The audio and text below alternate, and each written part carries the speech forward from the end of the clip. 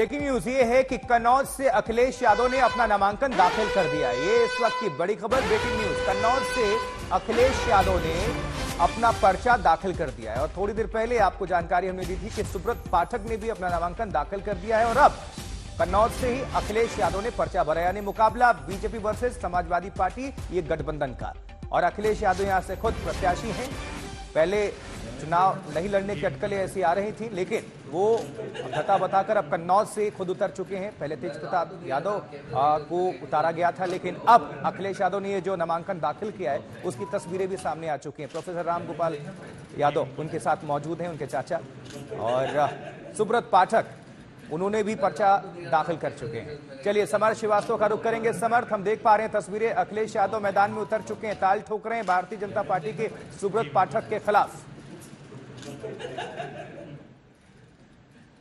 बिल्कुल आशुतोष, तस्वीरें साफ हैं। अखिलेश यादव कलेक्ट्रेट पहुंचते हैं और नामांकन पत्र दाखिल करते हैं और जैसा कि आप विजुअल्स में देख रहे हैं, राम गोपाल यादव भी उनके साथ लगातार मौजूद रहे हैं। तो बड़ी तस्वीर आ रही है कन्नौज से और ये पूरी तरीके से समझ लीजिए कन्नौज की सीट हाई प्रोफाइल हो गई है जब से अखिलेश यादव ने यहां से नामांकन किया है। सुब्रत पाठक जो बीजेपी के कैंडिडेट हैं, उन्होंने भी नामांकन किया है और बीजेपी इसके बाद एक रैली करके शक्ति प्रदर्शन करने वाली। तो वहीं अखिलेश यादव भी अपने कार्यकर्ताओं और वरिष्ठ नेताओं के साथ शक्ति प्रदर्शन की कोशिश में है। कलेक्ट्रेट में इस वक्त माहौल है और अखिलेश यादव इसके बाद मीडिया से भी रूबरू हो सकते हैं।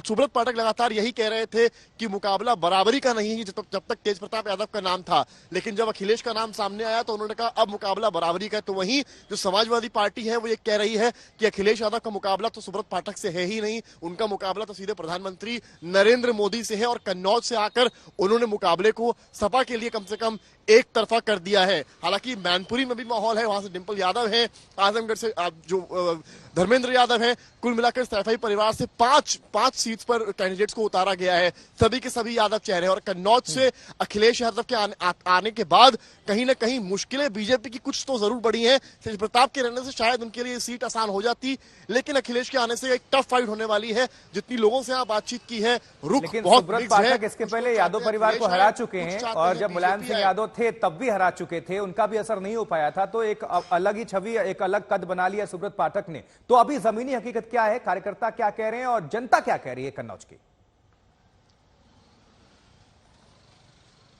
बिल्कुल आशुतोष, आपने एकदम ठीक कहा। हालांकि जो आपको याद होगा 2014 में भी सुब्रत बनाम डिंपल हुआ, जहां डिंपल जीती थी। वोट का अंतर उस दौर से ही कम होना शुरू हो गया था और 2019 में डिंपल बनाम जब सुब्रत पाठक का चुनाव हुआ तो वोट प्रतिशत तो कम था, लेकिन सुब्रत पाठक चुनाव वहां से जीत गए, सांसद हैं। और सुब्रत पाठक लगातार यही कहते आए हैं कि जो पीएम मोदी की योजनाएं हैं वो धरातल पर पहुंची हैं। और जिन लोगों से यहाँ कार्यकर्ताओं से हम लोगों ने बात की है या जो आम लोग उनसे बात की, उनका ये कहना है योजनाएं पहुंची है, लेकिन सांसद के रूप में सुब्रत से कई लोग ऐसे भी हैं जो बहुत खुश नहीं है। वो अखिलेश यादव के कामों को गिनाते हैं, चाहे वो इत्र पार्क से लेकर तमाम योजनाएं यहाँ पर रही हो। पर सुब्रत पाठक का यहाँ पर पलटवार ये होता है कि अखिलेश ने जो भी काम कन्नौज के लिए किए हैं वो उस दौर में किए हैं जब वो मुख्यमंत्री थे। एक सांसद के तौर पर उन्होंने, डिंपल यादव ने क्या किया, ये सवाल सुब्रत पाठक पूछते हैं। तो वहीं समाजवादी पार्टी सुब्रत पाठक को कोई बड़ा एक तरह से ओपोनेंट नहीं मान रही है। उनका साफ कहना है कि यहाँ लड़ाई अखिलेश बनाम बीजेपी के केंद्रीय नेतृत्व से है, ना कि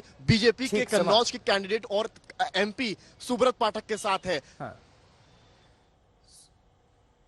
और अखंडता अक्षुण्ण रखी किसी भी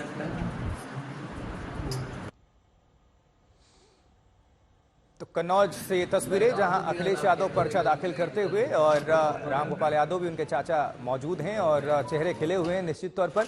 लेकिन धरातल पर क्या है स्थिति, ये बता रहे हैं समर्थ श्रीवास्तव हमारे सहयोगी।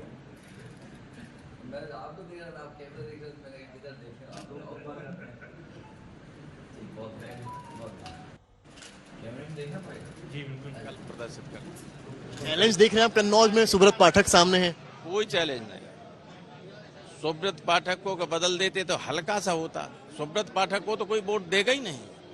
वो इतना अशिष्ट उम्मीदवार बीजेपी तो, लेकिन दुखद बात यह है कि वो जितना गाली दे, जो जितनी अशिष्टता करे, बीजेपी के नेतृत्व को लगता उतने ही लोकप्रिय हैं, लेकिन जनता ऐसे लोगों को।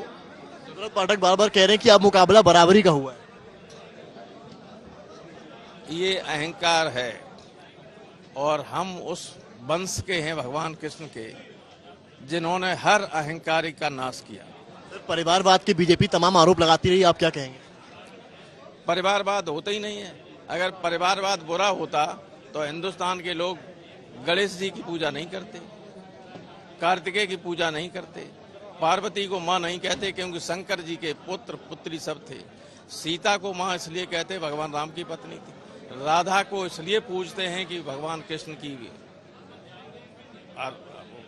प्रेमिका थी, उनके उनमें यकीन करने वाली थी, उनके पर समर्पण था पूरा। तो इस देश की पुरानी वंश है।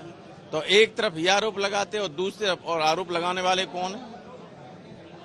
कोई परिवार वाला आरोप लगाए तो ठीक भी है, जिनका परिवार नहीं है वे आरोप लगाते हैं। अब ये उनके परिवार नहीं है तो मैं थोड़ी इसके लिए दोषी हूं। ये उनकी कुंठा है जो बाहर आके निकल रही हो, चाहे बाबा हो चाहे मोदी जी।